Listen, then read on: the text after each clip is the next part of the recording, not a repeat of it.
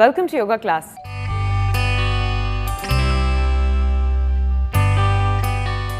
ఈ రోజు యోగా క్లాస్లో కృష్ణ గారు మనకు ఏ ఆసనం నేర్పించబోతున్నారో చూద్దాం.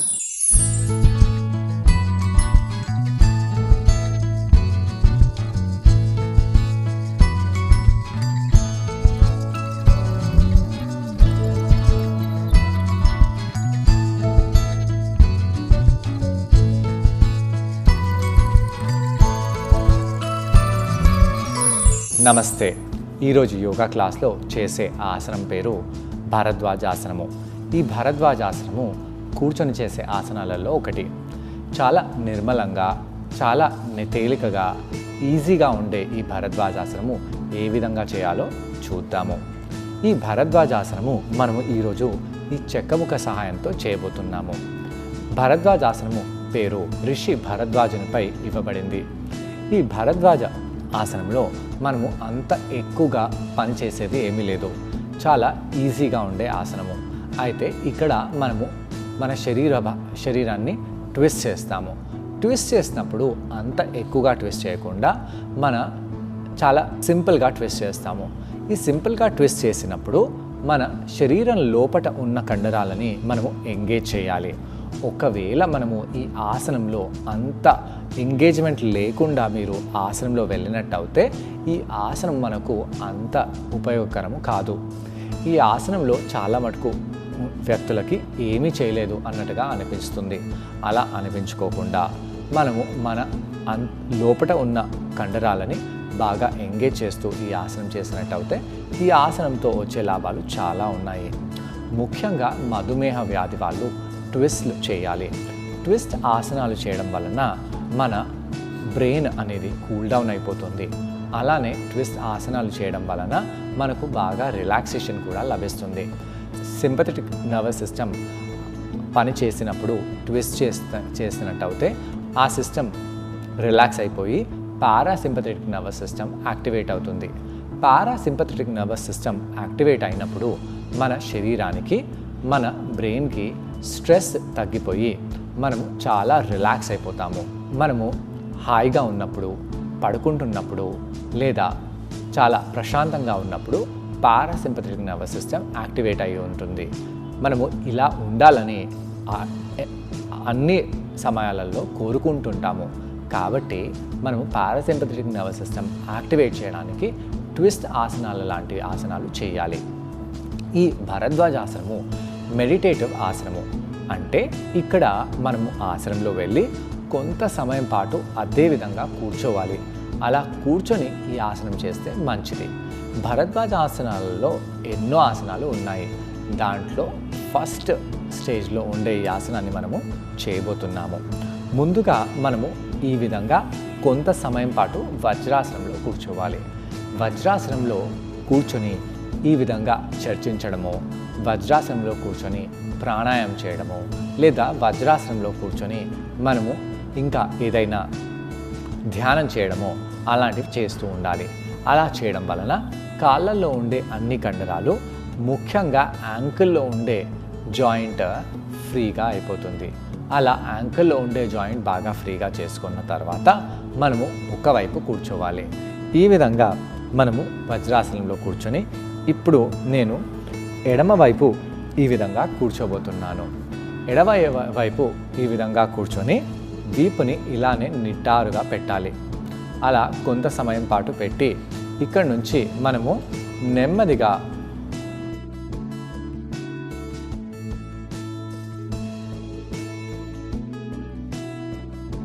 ఈ విధంగా ఎడమవైపు తిరగబోతున్నాము. ఇలా ఎడమవైపు తిరగడం వలన ఛాతీ ముందు భాగంలో స్ట్రెచ్ బాగా వస్తుంది. అలానే ఈ యొక్క పొట్ట కండరం నుంచి మనము లోపల ఉన్న అవయవాలని ఎంగేజ్ చేస్తూ ఈ విధంగా పొట్టని లోపటికి బిగిస్తూ మనము నడుము కింది భాగం నుంచి ట్విస్ట్ అవ్వాలి. ఇది భరద్వాజాసనంలో ఆరంభ అవస్థ, అంటే మొదటి స్టేజ్. ఇలా మొదటి వైపు మనము ఆసనం చేసిన తర్వాత నెమ్మదిగా నార్మల్గా వచ్చేసేయాలి. ఇక్కడ చూడండి, నేను ఇంతే తిరిగాను, ఎక్కువ తిరగలేదు. అయితే ఏమీ చేయనట్టుగా అనిపిస్తుంది. కానీ లోపట ఉన్న అన్ని అవయవాలని, అన్ని ఆర్గన్స్ని మనం ఎంగేజ్ చేస్తూ ఈ విధంగా తిరగాలి. మెడ తిరగడము చాలా ఈజీ. అయితే మెడ తిరగడము కాదు, మీ యొక్క నడుము కింది భాగం నుంచి మీరు ఇటువైపు తిరగాలి. అలా తిరిగి పొట్ట కండరాలని బాగా ఎంగేజ్ చేయాలి. ఈ విధంగా మీరు కుడివైపు ఆసనం చేసిన తర్వాత నెమ్మదిగా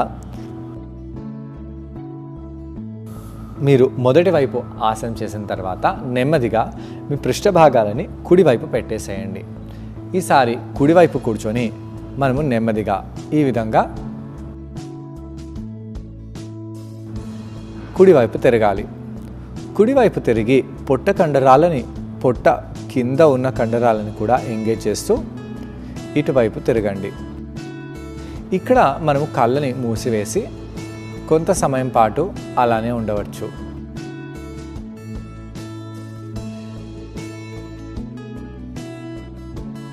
శ్వాస తీసుకుంటూ వదిలేస్తూ ఇక్కడ కొంత సమయం పాటు ఈ విధంగా ఉన్న తర్వాత నెమ్మదిగా మనము సెంటర్కి వచ్చేసేయాలి. భారద్వాజాసనానికి వార్మప్ అవసరమా? వార్మప్ అవసరమండి. మీరు వార్మప్ చేసుకోవాలంటే ఈ విధంగా చేతులని పైకి చేయడము, ఈ విధంగా సైడ్లో బెండ్ అవ్వడము, మనము నార్మల్గా సుఖాసనంలో ట్విస్ట్ అవ్వడము, అవన్నీ చేసిన తర్వాత భరద్వాజాసనం చేసినట్టయితే చాలా మంచిది. ఎవరికైతే బాడీని ఎంగేజ్ చేయడం రాదో అలాంటి వాళ్ళకి ఈ భరద్వాజాసనము అసలు ఏమీ చేయనట్టుగా అనిపిస్తుంది. లోపల ఉన్న అవయవాలని ఎవరైతే ఎంగేజ్ చేయగలుగుతారో అలాంటి వాళ్ళకి ఈ భరద్వాజాసనం చాలా ఈజీగా ఉంటుంది. అయితే ఇప్పుడు నేను ఈ చెక్కముఖ సహాయంతో ఆసనాన్ని చేయబోతున్నాను. ఈ విధంగా మనము పృష్ఠ భాగాల కింద చెక్కముక్కని పెట్టేసి కాళ్ళ మధ్యలో చెక్కముక్కని పెట్టేసి ఈ విధంగా కూర్చుందాము. ఈ విధంగా కొంత సమయం పాటు వజ్రాసనంలో కూర్చున్న తర్వాత మనము అదే చెక్కముక్కని ఎడమవైపు మనము కూర్చొని ఇప్పుడు మనము భరద్వాజాసనం చేద్దాము. భరద్వాజాసనము చెక్కముక్కతో చేసేటప్పుడు మన పృష్ఠ భాగాలలో బాగా స్పేస్ అనేది ఉంటుంది, నడుములో స్పేస్ అనేది ఉంటుంది. ఎందుకంటే మనము ఈ చెక్కముక్కపై కూర్చుంటున్నాము. అలా చెక్కముక్కపై మనము మన పృష్ఠ భాగాలని పెట్టి ఫోకస్ అంతా ఇటువైపే ఉంటుంది కాబట్టి నెమ్మదిగా మనము ఈ విధంగా ఎడమవైపు తిరగాలి. ఇలా ఎడమవైపు తిరిగి పొట్ట కండరాలని బాగా బిగించి పెడదాము. ఇలా చేస్తూ మీరు ఈ విధంగా ఉండండి.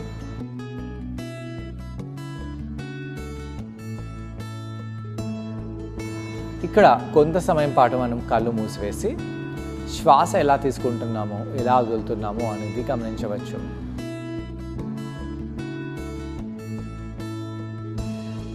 దాని తర్వాత నెమ్మదిగా కళ్ళని ఓపెన్ చేసి నార్మల్గా వచ్చేసేయండి.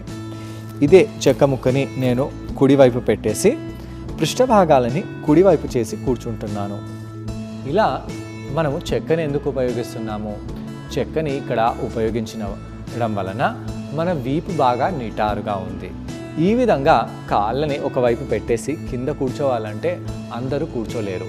ముఖ్యంగా కింద కూర్చునే అలవాటు ఎవరికైతే లేదో అలాంటి వాళ్ళకి ఒక సపోర్ట్ అవసరం. కాబట్టి ఈ విధంగా మీరు చెక్కముక్కని మీ పృష్ఠభాగాల కింద పెట్టి కాళ్ళని రెండుని మనము ఎడమ వైపు చేయవచ్చు. దీని తర్వాత మనము కుడివైపు తిరగాలి.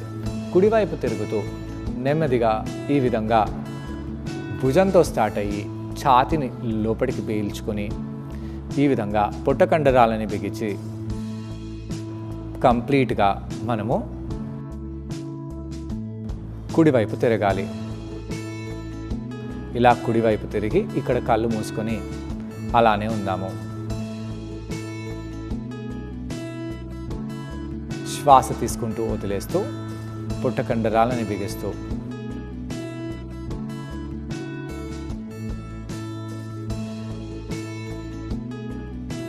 ఈ విధంగా మనము ఆసనంలో ఉండాలి.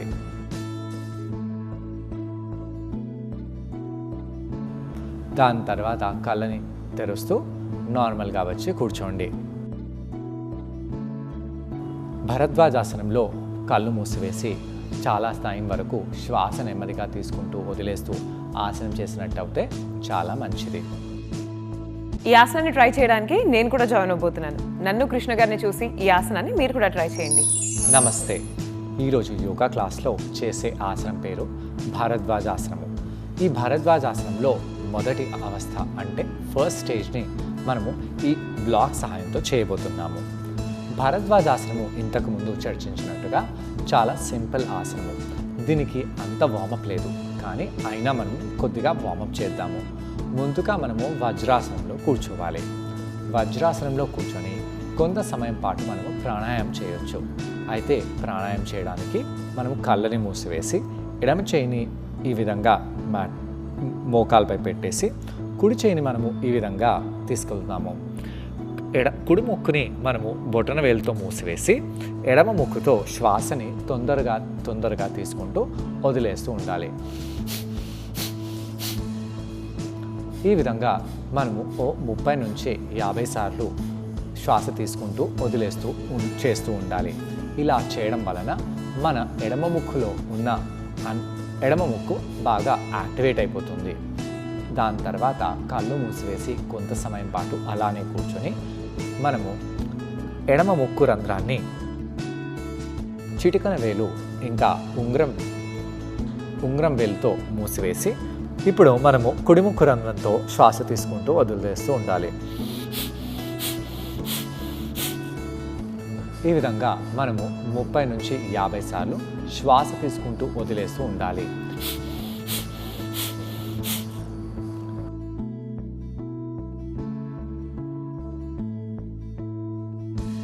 ఈ విధంగా ప్రాణాయామం మనము ఎడమవైపు చేసిన తర్వాత కుడివైపు చేయాలి. సమానంగా కుడివైపు ఎడమవైపు ఎన్నిసార్లు అయితే మనము శ్వాస తీసుకొని వదిలేస్తామో అన్నేసార్లు వేరే వైపు కూడా అంటే కుడివైపు కూడా అన్నేసార్లు మనము ఈ ప్రాణాయామం చేయాలి. ఇలా కొంత సమయం పాటు మీరు ప్రాణాయామం వజ్రాసనంలో చేస్తే ఈ ఆసనంలో బాగా ఈజీగా ఉంటుంది. దీని తర్వాత మనము కాళ్ళని కొద్దిగా స్ట్రైట్ చేద్దాము. కాళ్ళని స్ట్రైట్ చేసి కాళ్ళ వేలని మన వైపు లాగడము బయటి వైపు చేయవచ్చు. ఇలా కాళ్ళ వేలని ముందుకి వెనకాలకి చేయడం వలన వజ్రాసనంలో కూర్చోడానికి ట్విస్ట్లో వెళ్ళడానికి కాళ్ళలో రక్త ప్రసరణ పెరిగి ఆ ఆసనాలన్నీ చేయడానికి ఈజీగా ఉంటుంది. ఇలా కొన్నిసార్లు మీరు ఆసనం చేసిన తర్వాత మోకాలని ఫోల్డ్ చేయండి.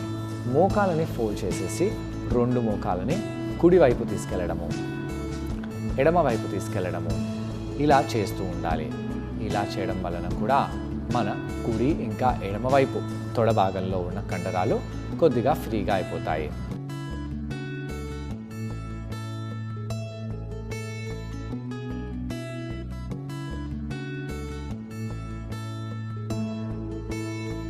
దీని తర్వాత మళ్ళీ వజ్రాసనంలో కూర్చున్నాము. వజ్రాసనంలో కూర్చుని ఈసారి చేతులని చెరువైపు చేసి ఆకాశం వైపు పైకి తీసుకెళ్ళడము, కిందికి తీసుకొని రావడము ఈ విధంగా చేయాలి.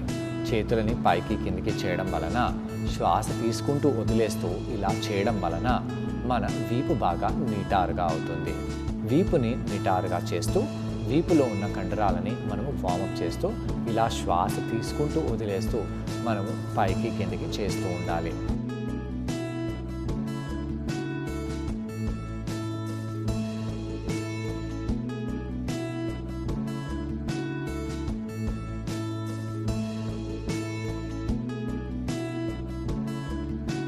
దాని తర్వాత మనము సైడ్ భాగంలో కూడా బెండ్ అవ్వచ్చు. ఇలా కుడి చేయిని కుడివైపు పెట్టేసి ఎడమ వైపు బెండ్ అవ్వండి, రెండో వైపు బెండ్ అవ్వండి, మళ్ళీ మొదటి వైపు బెండ్ అవ్వాలి, రెండో వైపు బెండ్ అవ్వాలి. ఇలా 2 వైపులా బాగా బెండ్ అవ్వచ్చు.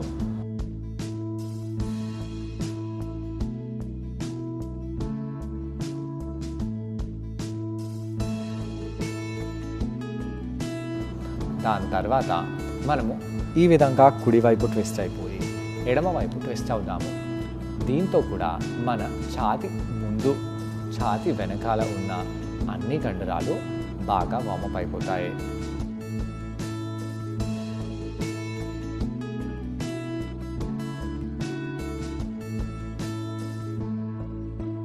ఇలా చేసి మనము పృష్ఠభాగాలని ఎడమవైపు తీసుకెళ్ళి కూర్చోవాలి. ఇలా ఎడమవైపు తీసుకెళ్ళి కూర్చొని వీపుని నిటారుగా చేయండి. ఈ చేతులని మనము ఎడమవైపు తీసుకెళ్తూ నెమ్మదిగా పొట్ట దగ్గర నుంచి ట్విస్ట్ అవ్వాలి. అలా పొట్ట దగ్గర నుంచి ట్విస్ట్ అవుతూ కళ్ళని మూసివేసి ఈ ఆసనంలో కొంత సమయం పాటు కళ్ళు మూసివేసి అలానే ఉండండి. ఎలా అనిపిస్తుందో గమనిస్తూ శ్వాస తీసుకుంటూ వదిలేస్తూ ఉండాలి.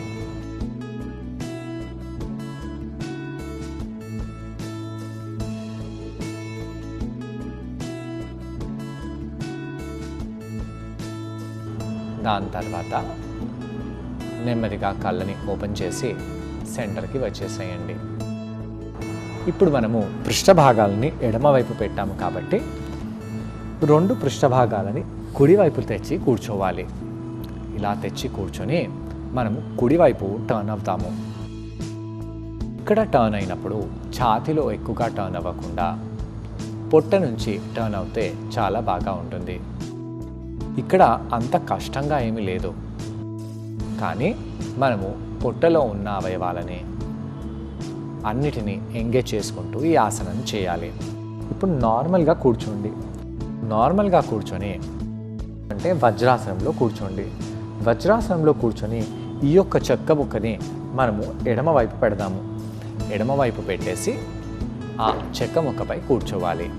ఇక్కడ ఆసనంలో మనం చెక్క ముక్కని ఈ మీడియం హైట్లో పెట్టకుండా 0 హైట్లోనే పెడతాము.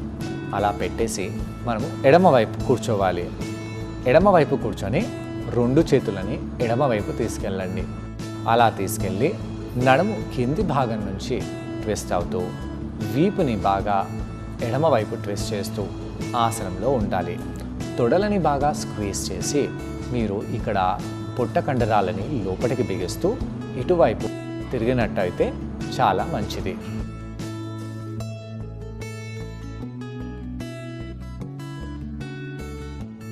దీని తర్వాత ఆసనం నుంచి నెమ్మదిగా బయటికి వచ్చేసి రెండో వైపు చెక్క ముక్కని పెట్టండి.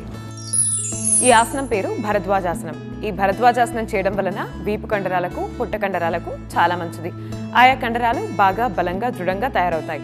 అలాగే మధుమేహ వ్యాధిగ్రస్తులు ఈ ఆసనం చేస్తే ఎంతో ఉపయోగకరంగా ఉంటుంది. కుడివైపు చెక్క ముక్కని పెట్టేసి చెక్క ముక్కపై ఈ విధంగా కూర్చోవాలి. 2 పృష్ఠభాగాలు చెక్క ముక్కపై వచ్చేలాగా చూడాలి, బ్లాక్ పై వచ్చేలాగా చూడాలి. అలా చూసి దాని తర్వాత మీరు కుడివైపు ట్విస్ట్ అవ్వండి. ఇక్కడ మనం గమనించింది ఏంటంటే పృష్ఠభాగం నుంచి నడుము అంతా వీపు అంతా చాలా నిటారుగా అయిపోయింది. అలా నిటారుగా అయిపోవడం వలన మనము బాగా స్ట్రెచ్ చేయగలుగుతున్నాము. పొట్ట కండరాలని లోపలికి బిగిస్తూ బాగా మీరు కుడివైపు ట్విస్ట్ అవుతూ ఉండండి. అలా ట్విస్ట్ అవుతూ అవుతూ కొంత సమయం పాటు ఉండి దాని తర్వాత నార్మల్గా వచ్చేసి కాళ్ళని సూటిగా చేసి కూర్చుందాము. కాళ్ళని సూటిగా చేసి కూర్చొని కాళ్ళ వేలు కొద్దిగా తిమ్మెరలు వచ్చినలాగా అయిపోయాయి కాబట్టి చాలా సమయం పాటు వజ్రాసనంలో కూర్చున్నాం కాబట్టి ఆ కాళ్ళ వేలని ముందుకి వెనకాలకి అనవచ్చు. అలా అని కాళ్ళ వేలని కొద్దిగా ఆడించవచ్చు. అలా షేక్ చేసి ఆడిస్తూ కాళ్ళని మనము రిలాక్స్ చేసుకోవచ్చు. ఎంత ఈజీగా ఉన్న ఆసనాన్ని మీరు తప్పకుండా చేయండి.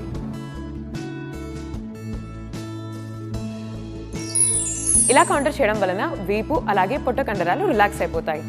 ఈ రోజు యోగా క్లాస్లో కృష్ణ గారిని మనం అడగబోయే ప్రశ్న ఏంటంటే, ఈ ఆసనం చేసేటప్పుడు మనం ఎటువంటి జాగ్రత్తలు పాటించాలి? ఈ ప్రశ్నకు సమాధానం కృష్ణ గారిని అడిగి తెలుసుకుందాం. ఆసనం చేసేటప్పుడు మనము ఎలాంటి జాగ్రత్తలు తీసుకోవాలి? మోకాళ్ళ నొప్పులు ఉన్నవాళ్ళు ఈ భరద్వాజాసనం చేయకూడదు. ఎందుకంటే దీంతో మీ మోకాళ్ళ నొప్పులు బాగా ఎక్కువగా అవ్వచ్చు. కాబట్టి మీరు ఈ ఆసనాన్ని అవాయిడ్ చేయవచ్చు. ఈ ఆసనాన్ని మీరు నార్మల్గా సుఖాసనంలో కూర్చొని కూడా చేయవచ్చు. అయితే అక్కడ అది సుఖాసనం ట్విస్ట్ అవుతుంది. కొన్ని ఆసనాలు చేయలేదని బాధపడకుండా ఈ ఆసనాలు అయితే మీరు చేయగలుగుతారో అవి మీరు జాగ్రత్తగా చేయండి. అదేవిధంగా మనము ఎప్పుడైతే ఇలా కుడివైపు ఎడమవైపు తిరుగుతామో మన నడుము కింది భాగం నుంచి మనము తిరగడానికి ప్రయత్నించాలి.